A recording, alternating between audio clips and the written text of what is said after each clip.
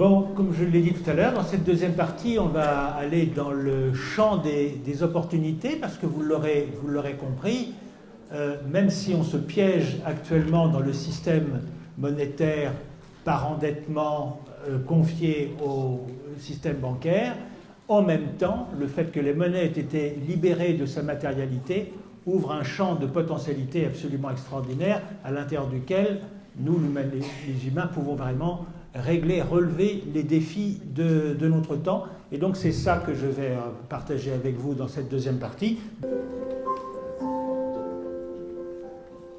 Imaginons maintenant que nous soyons les naufragés d'un grand paquebot. Au cœur de la tempête, notre groupe a été séparé en deux. Une moitié se retrouve sur une île déserte et l'autre moitié sur une autre, fort éloignée de la première. Chaque île est vaste. Et de cette deuxième partie, en deux tableaux. Le premier tableau de les deux îles qui montrent le potentiel de transformation qu'on pourrait imaginer dans la société. Et puis en deuxième tableau, ces deux expériences de monnaie complémentaires qui peuvent être aujourd'hui le terreau à travailler pour changer nos mentalités et aller vers un avenir plus heureux et plus respectueux. Alors, vous l'aurez vu, vous l'aurez compris dans l'île A et l'île B. Bon, l'île A, malheureusement, décrit le système dans lequel on est enfermé, on est piégé actuellement. C'est un système à l'intérieur duquel c'est la monnaie qui a tout le pouvoir. La monnaie décide de ce que l'on peut faire ou de ce qu'on ne peut pas faire. Là, on ne peut pas rêver, on ne peut pas imaginer les choses, car vous pouvez le constater tous les jours, dès qu'on rentre dans des débats qui parlent de débats de société, que ce soit l'écologie, l'éducation, la santé, des choses qui nous sont chères et qui sont vraiment importantes pour notre quotidien, bien très vite, vous allez avoir quelqu'un dans le groupe qui va dire « Oh, arrête de rêver, là. Comment tu vas payer tout ça ?» Tout de suite, le rêve est interdit, car le rêve coûte trop cher. Donc on regarde quel est votre budget. Et puis, en fonction de votre budget, on va regarder ce qu'on peut faire. Donc l'humanité est prisonnière actuellement de la quantité de monnaie à laquelle elle peut accéder. Et comme on nous dit pour l'instant que arrêtons justement de rêver en couleur parce qu'on doit beaucoup d'argent et tous les peuples sont plombés par des dettes, remboursons nos dettes en premier, on se mettra peut-être à rêver de nouveau après si on est encore en vie. Donc on est piégé dans cette logique de l'île A, et pourtant la libération de la monnaie, cette dématérialisation, permettrait, si on le voulait, si on l'avait réalisé, permettrait d'être dans l'île B. Mais ce n'est pas aussi facile que ça, parce que dans l'île B, il ne faudrait pas faire une caricature du système et dire « ah ben voilà, donc maintenant la monnaie est libérée, c'est l'être humain qui la crée comme il veut, donc allons-y gaiement, imprimons de la monnaie, distribuons de la monnaie à tout le monde, on sera tous riches et donc tout ira pour le mieux dans le meilleur des mondes. » Non, ça implique de passer à un autre niveau de conscience, ça déplace la question. Au lieu de se dire en permanence comment je pourrais accéder à la monnaie qu'il me faut pour réaliser ce dont j'estime avoir besoin, ça déplace la question sur de quoi j'ai besoin, qu'est-ce que je veux, où est la valeur, où est la vraie richesse. À partir du moment où la monnaie se crée à partir de rien, la question de la monnaie et de l'accession à la monnaie devrait être évacuée du débat public. On ne devrait se concentrer que sur qu'est-ce qu'on veut exprimer, qu'est-ce qu'on veut produire, quel type de service on veut, qu'est-ce qu'on veut échanger entre nous, qu'est-ce qu'on veut véritablement et quel type de richesse on reconnaît comme utile pour la société, pour vivre dans la suffisance et la dignité, en harmonie avec les peuples, les autres peuples de la Terre, et dans le respect de notre environnement naturel. Il faut vous dire que rien que ça peut nous occuper 24 heures sur 24 pendant pas mal de temps.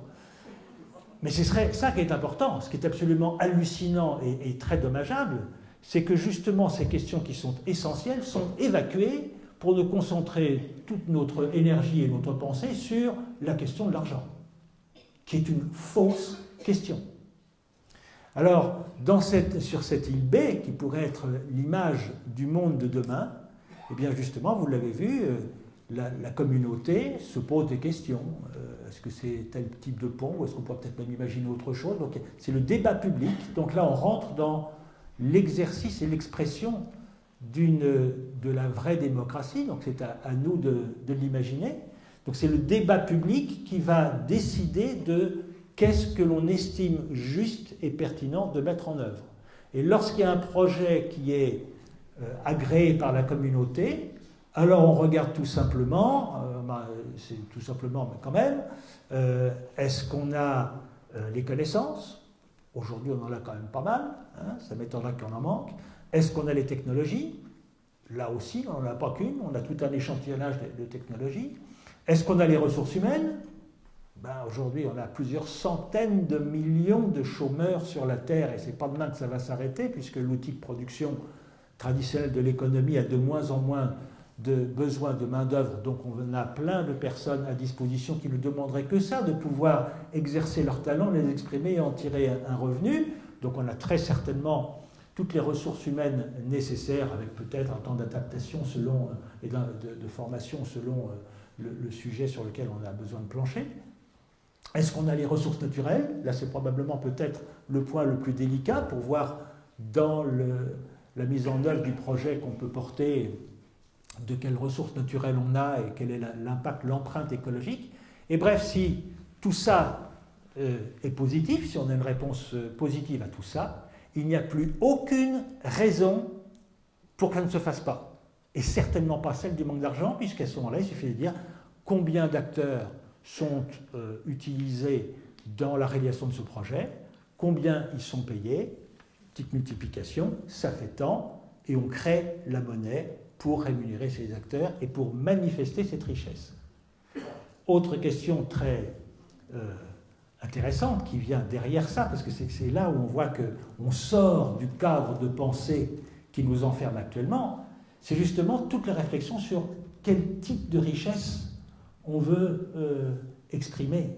Pour le moment, l'économie nous enferme dans une représentation très limitée de la richesse, n'est considérée comme richesse en économie que ce qui génère un flux financier. Autrement dit, c'est une production marchande, il faut qu'il y ait un produit ou un service qui soit proposé et qu'il y ait un marché solvable pour l'acheter. Et tout ce qui est du ressort du bien commun qui n'est pas rentable en termes de pensée économique classique, alors c'est abandonné au public qui, lui, a besoin après de fiscalité pour avoir des recettes et puis pour financer l'éducation, la santé et toutes ces choses de biens communs. Mais ce sont donc toujours les miettes qui sont récoltées à partir de la production marchande. Or, à partir du moment où la monnaie est créée à partir de rien, est créée non plus par le système bancaire, mais à partir de la collectivité qui se met d'accord et qui va créer un organisme type Banque de France ou type BCE, peu importe, mais c'est uniquement le pouvoir qui est enlevé à la banque pour remettre cette banque sous autorité, sous mandat démocratique.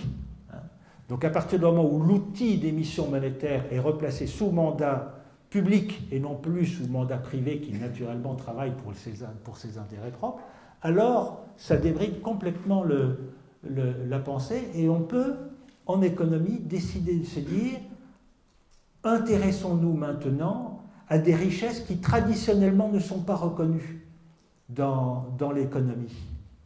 Intéressons-nous à toutes sortes d'expressions de richesses qui n'ont pas pour vocation le profit financier, comme par exemple éduquer nos enfants à la maison, ou des choses de ce genre, ou nettoyer une rivière ou une forêt. Il n'y a pas à gagner de l'argent, la finalité n'est pas ça, la santé non plus, d'ailleurs l'éducation non plus. Il y a donc des champs d'activités qui n'ont absolument pas pour vocation de générer du profit financier, mais de créer du bénéfice, ce que j'appelle du bénéfice sociétal, c'est-à-dire qu'ils sont utiles à la société. Et donc à partir du moment où on crée la monnaie à partir de rien, par la volonté humaine sous autorité de la collectivité, alors on peut décider de financer la qualité de vie. Et c'est bien ça aujourd'hui dont on a besoin. La question aujourd'hui n'est plus de produire plus, on le voit bien, hein, c'est en train de nous tuer, de tuer la planète, de nous tuer. Que c'était à l'origine du capitalisme il y a 200 ans, il faut bien croire. Là, à l'époque, on n'avait ni les connaissances, ni les technologies, ni l'outil de production. Il fallait produire plus parce qu'il y avait des besoins essentiels de base qui n'étaient pas du tout satisfaits. Donc à l'époque, c'était pertinent. Mais depuis à peu près 1970, depuis une quarantaine d'années, c'est devenu absolument absurde et suicidaire. En revanche, aujourd'hui, ce dont on a besoin, c'est d'améliorer la qualité de vie. Donc l'économie devrait se transformer d'elle-même pour réduire son empreinte écologique en inventant de nouveaux modes de vie beaucoup moins prédateurs de matière et développer au contraire tout un champ économique qui rémunérerait et récompenserait l'engagement des êtres humains qui vivent sur cette planète se consacrant à l'amélioration de la qualité de la vie dans toutes sortes de domaines que le débat public ferait émerger pour les reconnaître comme de véritables richesses. Et toute cette nouvelle économie serait financée par une monnaie émise par la collectivité, sans intérêt et sans avoir besoin d'emprunt et sans impôt particulier. Donc vous voyez, ça paraît peut-être rêver en couleur encore une fois, ou ça paraît peut-être complètement utopiste. C'est utopiste parce que ça n'est absolument pas dans l'esprit et dans le débat actuel. Et pourtant, c'est accessible dès maintenant. Tout est là, même l'outil de gestion. Regardez, on est passé du franc à l'euro, on sait gérer deux monnaies, par exemple. Hein, donc, tout l'outil, toute la technologie existe. Il n'y a aucun obstacle pour passer de l'île A à l'île B. Le seul obstacle, encore une fois, c'est l'obstacle de notre pensée. Alors, pourquoi les monnaies complémentaires viennent là-dedans? Elles ont l'air d'un seul coup d'être un outil bien anecdotique par rapport à cette vision très, très vaste de la transformation opérée. Eh bien, pourtant, non. Moi, je considère que ces monnaies complémentaires qui, par leur développement sur la planète actuellement, sont véritablement un signe tangible d'une évolution, d'un intérêt de la population sur cette question et de cette volonté des citoyens de la Terre de comprendre cet outil, de se le réapproprier et de l'utiliser autrement. Donc là j'ai présenté deux types de monnaies complémentaires. Ici c'est le jeu 45 qui nous invite. Le jeu est une monnaie, fait partie des monnaies complémentaires et bigrement intéressante. En quelques mots, je peux vous dire, le jeu, ça veut dire donc jardin d'échange universel. C'est une évolution du système CEL qui existe aussi. Le CEL, c'est système d'échange locaux. Dans les systèmes d'échange locaux qui ont été créés au Canada, d'ailleurs, dans les années 80, si ma mémoire est juste. Dans un CEL, ben voilà, on est une collectivité, une communauté, il y a des personnes, toutes les personnes, toutes celles que nous sommes ici, on a tous des talents, on a tous des connaissances, on a tous des savoirs, on a tous un savoir-faire. Bref, il y a tout un gisement de talents existants. Et dans un CEL, il y a la volonté d'échanger, de faire connaître et d'échanger nos talents, non plus avec l'argent traditionnel, mais avec des grains de sel, donc une unité de compte qu'on décide entre nous. Donc il y a déjà toute la question de se dire au départ, on va faire déjà l'inventaire de quelles sont les richesses, les vraies richesses qui existent dans notre communauté. Puis on va les échanger avec une monnaie, car le grain de sel est une monnaie, c'est une unité de compte.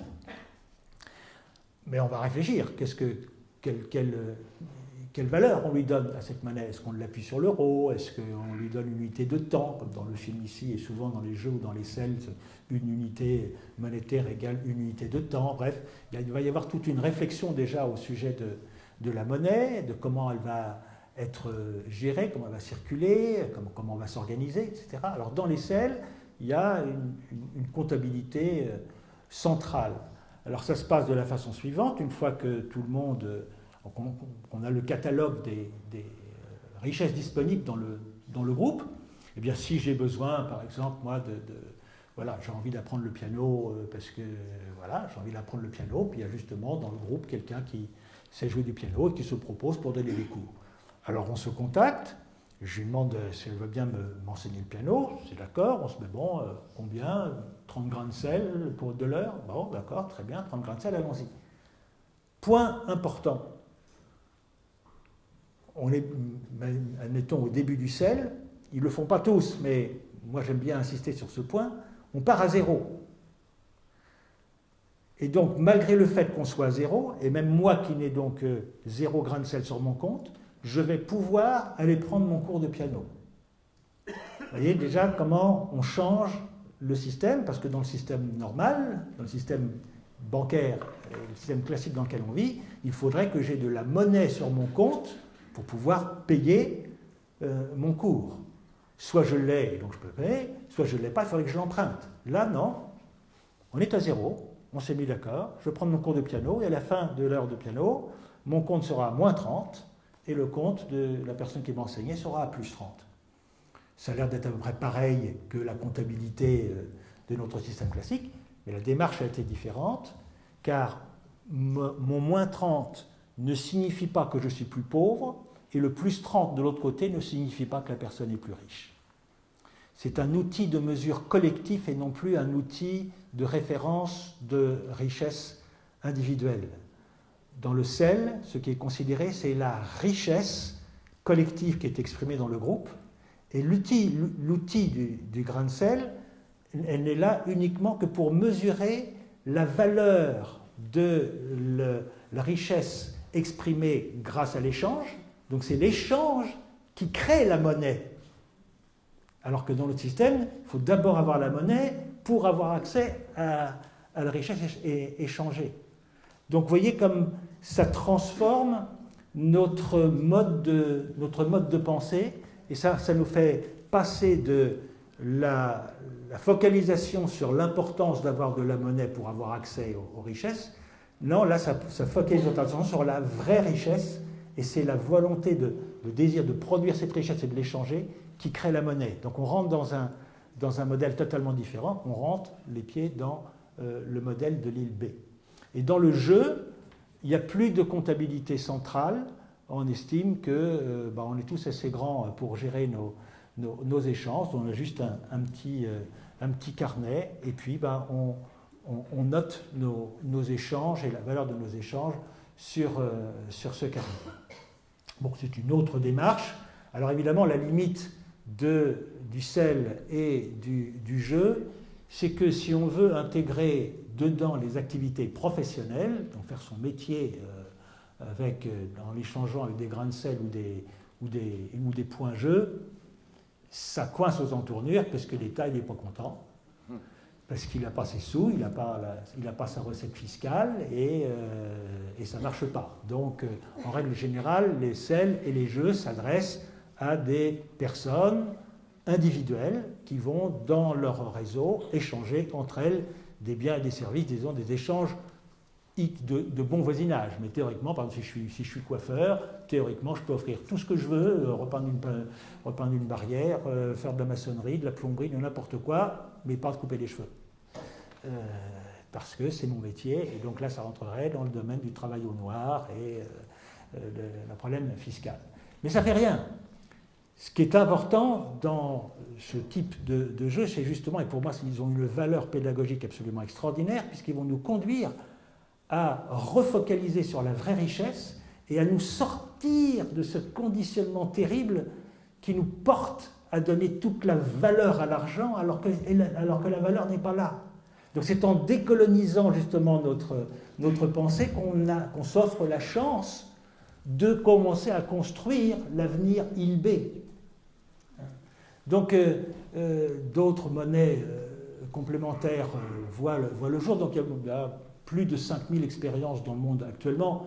C'est dérisoire par rapport au poids de l'économie mondiale, mais c'est très significatif par rapport à l'engagement des citoyens de ce monde aujourd'hui à vouloir comprendre la monnaie, à vouloir se réapproprier cet outil pour lui faire servir autre chose.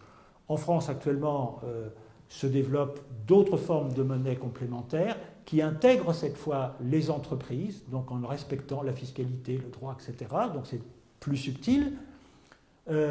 Quelque part moins pédagogique parce que là on reste ficelé justement malgré tout très adossé au système tel qu'il existe, Mais il y a une volonté dans le développement de ces monnaies locales, il y en a à peu près une vingtaine qui sont en cours actuellement, plus une trentaine qui sont en gestation, dont certaines importantes. Toulouse, la ville de Toulouse a développé une monnaie locale assez importante. Dans ces monnaies, il y a une intention humaniste et éthique, c'est-à-dire que lorsqu'on veut lancer une monnaie complémentaire, alors là qui s'adresse et qui intègre toutes les composantes de la société, mais sur un territoire délimité, à chaque fois, c'est la question principale au départ, c'est une monnaie complémentaire. Oui, mais pourquoi faire? Qu'est-ce qu'on attend de plus de cette monnaie par rapport à celle qui existe, qui est l'euro ici? Et donc, en règle générale, toutes ces monnaies cherchent à redévelopper du lien entre les personnes, favoriser des échanges respectueux de la planète et de l'humain, favoriser les échanges locaux pour contrebalancer les effets très pervers de la mondialisation. Bref, on veut redonner du sens à nos échanges et à la monnaie, là où dans le système global, on est dans le non-sens aujourd'hui. Donc c'est extrêmement important. C'est vrai que ce sont des expériences qui ne s'adressent qu'à des petites communautés le plus souvent, même si quand même parfois il y a plusieurs centaines, voire parfois plusieurs milliers de personnes, mais encore une fois c'est peu au regard de l'enjeu global. Mais c'est ce que je trouve magnifique dans cet outil, c'est que c'est la possibilité pour chacun d'entre nous, c'est à notre portée, tout près, de façon ludique, de façon simple, en tant que citoyen, de se réapproprier et de rentrer dans cette expérience à l'intérieur de laquelle on décide de transformer notre mode, notre façon de penser, avec en vision derrière la possibilité de se dire c'est la vraie richesse qui compte et nous allons remettre la monnaie au service de la communauté et au service de la planète. Ça demandera combien de temps à émerger? J'en sais rien, mais ce qui était essentiel, c'est que justement c'est nous à la base qui le faisons, et c'est nous qui allons impulser par le développement de ces expériences une transformation à haut niveau, et je suis persuadé que dans quelques années, décennies, je ne sais pas combien de temps, les choses auront complètement changé sur cette terre et qu'on va réussir à parvenir à être sur cette île B. Merci.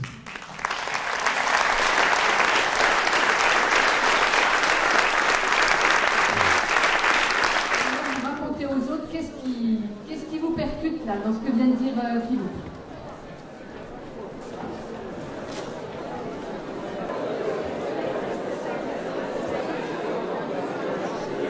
Votre deuxième post-it, un mot, une phrase qui vous revient, voilà, qui est important pour vous. Donc je vous rappelle, à la sortie, vous pourrez coller les post-it en dessous du mur d'expression qui est là sur le mur.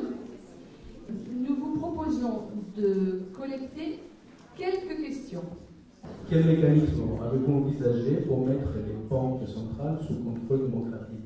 On peut peut-être récupérer les choses maintenant en annulant cette fameuse dette mondiale qui plombe l'économie et qui plombe l'humain. Si on a une monnaie complémentaire et qu'on crée continuellement de l'argent, est-ce que ça ne crée pas de l'inflation finalement? Et donc de nous donner ce que vous avez constaté comme évolution depuis le début de votre action, donc quand vous avez arrêté votre activité professionnelle. Pourrait-on annuler les dettes que nous avons grâce au fait qu'elles sont complètement immatérielles? Eh bien, non. Les dettes qui existent actuellement, il y a des personnes derrière, peut-être même vous. Vous avez peut-être une épargne quelque part, un livret A, une assurance vie ou je ne sais trop quoi, qui est appuyée sur la dette publique. Et donc là, ce sont véritablement des personnes, alors des personnes qui ont mis leur argent dans une assurance vie, qui ont mis leur argent dans les fonds de pension, etc. Donc si la dette, si on arrêtait de payer la dette, alors immédiatement il y a des institutions qui actuellement ont placé l'argent du public dans cette dette qui ne seront pas payées. Là, on voit ça par exemple aux États-Unis, il y a des personnes qui ont perdu leur retraite ou des choses de ce genre. Cela dit, il y aurait une autre façon de faire, c'est-à-dire décider de créer la monnaie à chaque échéance Donc la Banque centrale pourrait créer la monnaie à chaque échéance pour payer les investisseurs et donc sortir de mécanisme de la dette. Bon, c'est un peu rapide comme réponse, mais sinon on ne pourra pas. Créer de la monnaie, que ce soit de la monnaie locale. Alors, la question sur l'inflation qui pourrait être liée à la création de monnaie locale, pour l'instant, dans les monnaies locales, on n'est pas encore véritablement dans la création, sauf dans les selles, puisque là, on crée la monnaie, mais vous aurez pu remarquer que la monnaie est toujours créée en représentation, en appui, avec une véritable richesse. Il n'est pas question... L'inflation n'arrive que lorsqu'on crée de la monnaie sans contrepartie. La monnaie pour la monnaie, ben voilà, on va créer de la monnaie en plein, puis on la distribue, mais s'il n'y a pas en face une richesse qui la représente, une valeur de richesse qui la représente, alors ça déclenche de l'inflation.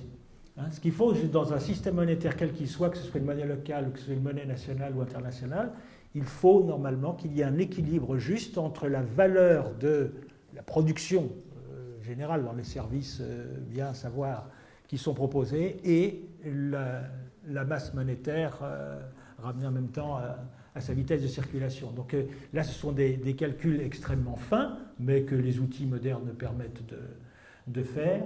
Mais si on veut donc éviter l'inflation, il faut que la monnaie soit la juste représentation de la richesse réelle. Sinon, monnaie sans richesse réelle en face, c'est de l'argent pour de l'argent et ça déclenche de l'inflation qui n'est bonne pour personne.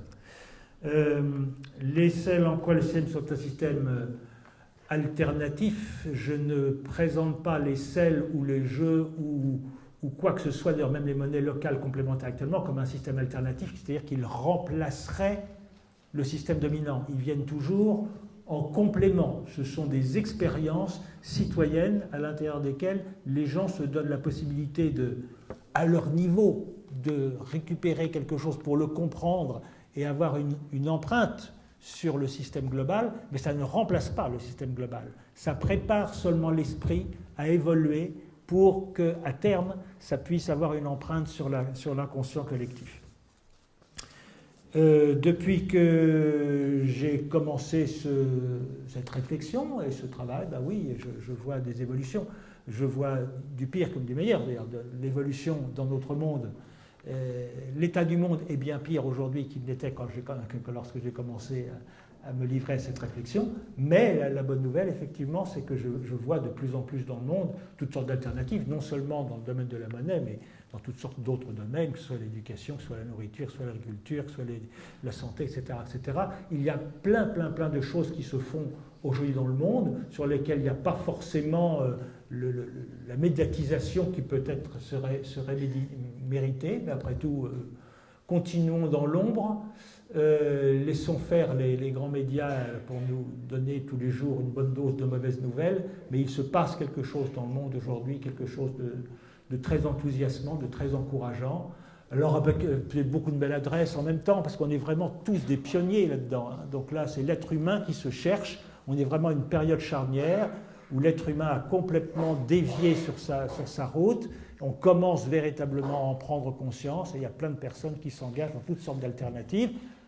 L'intérêt que je vois dans la monnaie, c'est que c'est un outil qui est universel et qui représente, qui englobe un peu le tout.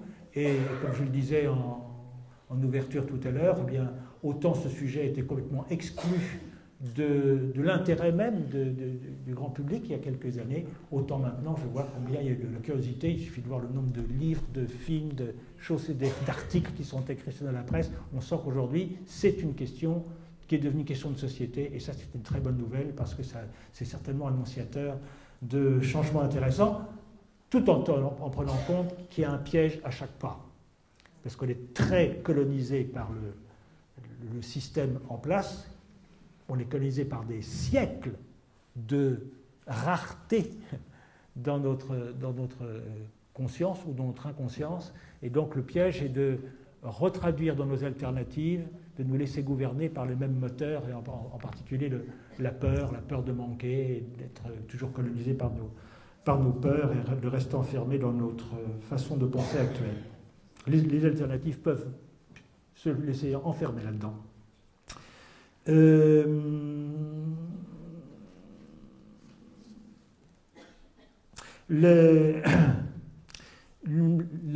paradoxe qui peut apparaître entre un potentiel de monnaie illimité, donc effectivement la monnaie aujourd'hui est illimitée, la quantité de monnaie n'a pas de plafond puisque c'est l'être humain qui peut la créer, et donc effectivement ça pourrait avoir un impact extrêmement préjudiciable pour l'environnement si on se met à se dire youpi, puisqu'on a de la monnaie illimitée, allons-y gaiement, produisons, échangeons, consommons, et continuons dans la logique de la croissance et du gavage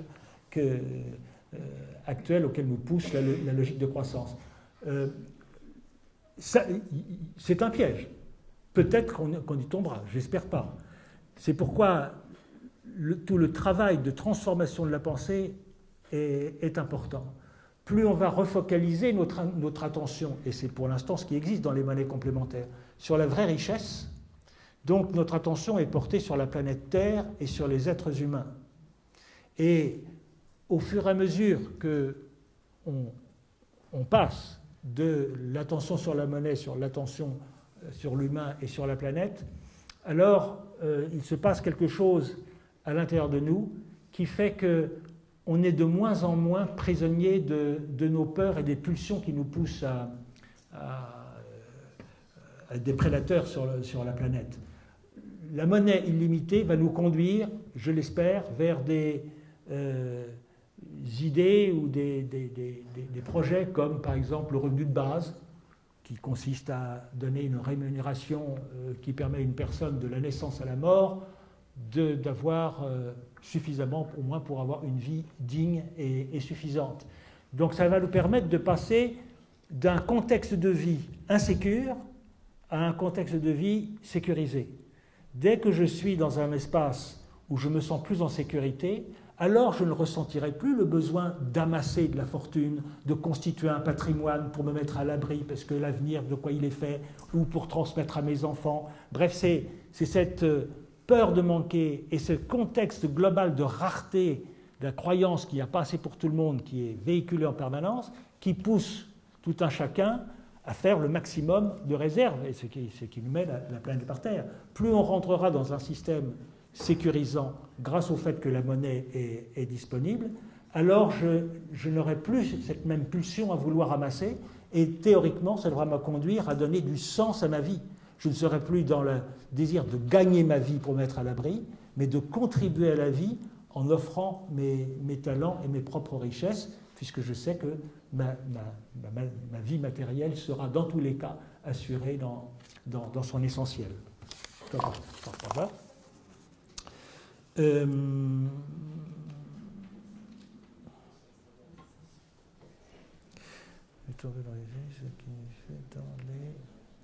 Alors, valoriser ce qui est fait dans les associations, c'est déjà en cours. Le système SOL, par exemple, qui est une des monnaies complémentaires, celle qui a été mise en œuvre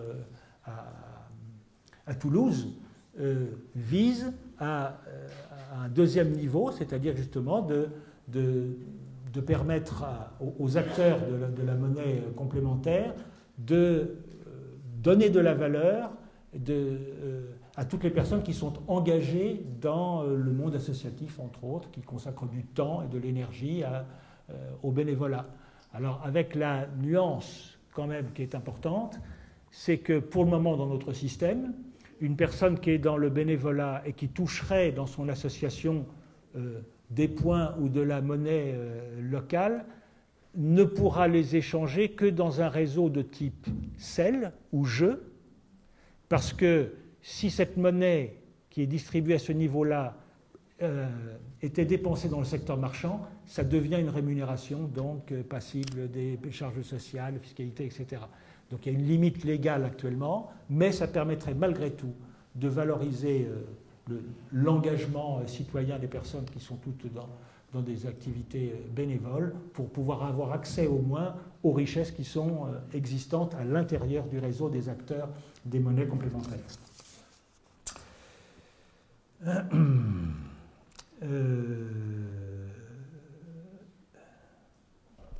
Et faudrait-il quelque chose de plus radical pour passer de l'île A à l'île B? Oui, des camps. Non, non. Enfin, je dis non d'une façon peut-être un peu catégorique. Passer de l'île A à l'île B, ce sera le voyage de notre conscience. Ça ne se fera que par la transformation de notre conscience, de notre mode de pensée. Est-ce qu'on y parviendra? À quoi parviendra-t-on? Quelle sera la nouvelle limite auquel on parviendra? Je n'en ficherai rien. Vous savez combien l'être humain est porteur d'idéaux. Hein. Il suffit par exemple de relire la Déclaration universelle des droits de l'homme ou des choses de ce genre. On voit combien l'être humain sait déclamer des choses extrêmement belles et vouloir la paix, l'amour, la générosité, la coopération, etc. Bref, Dieu sait si on est porté par toutes sortes d'idéaux et combien on a du mal à les incarner. Bah, passer de l'île A à l'île B, c'est la même chose. L'île B est un beau rêve, quelque part, qui est énoncé, que personnellement je porte et j'y crois. Mais quelle est la capacité que nous aurons, nous, individuellement et collectivement, à passer de l'île A à l'île B? Bah, c'est toute l'histoire qu'on a à vivre dans les années qui viennent. Une belle histoire, une belle aventure, que j'ai beaucoup de joie personnellement à vivre. Maintenant, il faut ne pas être pressé. C'est le chemin dans lequel est la richesse, ce n'est pas forcément l'objectif, qui sera peut-être différent, mais c'est dans le chemin que réside la véritable richesse.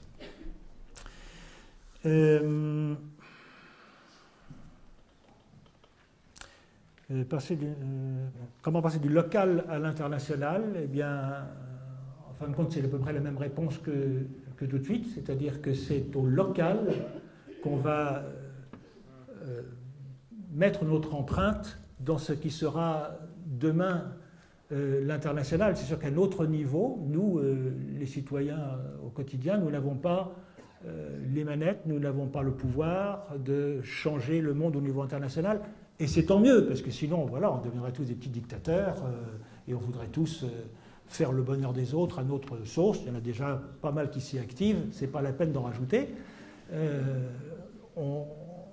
C'est dans notre travail local, et je peux vous dire que pour travailler avec moi, avec mon groupe de mise en œuvre d'une monnaie locale au Québec, mais j'en accompagne plusieurs ici aussi en France, et vous le savez vous-même probablement dans votre propre association ou dans votre propre environnement de vie, même déjà à 5, 6, 10, c'est pas forcément très simple. Déjà avec notre conjoint, ça pose des problèmes. Alors, pensez qu'on a du travail sur la planche, mais c'est ça qu'on a véritablement à apprendre, à véritablement changer. Et parce qu'il y a des clés là-dedans. Hein. On est encore une fois englué, même dans nos relations humaines, dans notre interaction les uns avec les autres, combien on est enfermé dans toutes sortes d'habitudes qui vont faire qu'un bon groupe de personnes pleines de belles intentions et de beaux idéaux vont réussir à se chicaner, à laisser tomber, fait que le groupe explose, etc., etc. Donc voilà, là on en arrive au putain de facteur humain, comme dit Pierre Rabhi. Tout dépend, encore une fois, de nous, de ce qu'on y mettra, de notre capacité à faire sauter les verrous qui nous emprisonnent pour l'instant. Voilà, et enfin, placer la Banque centrale sous mandat démocratique, très simple. Ça peut demander quelques secondes.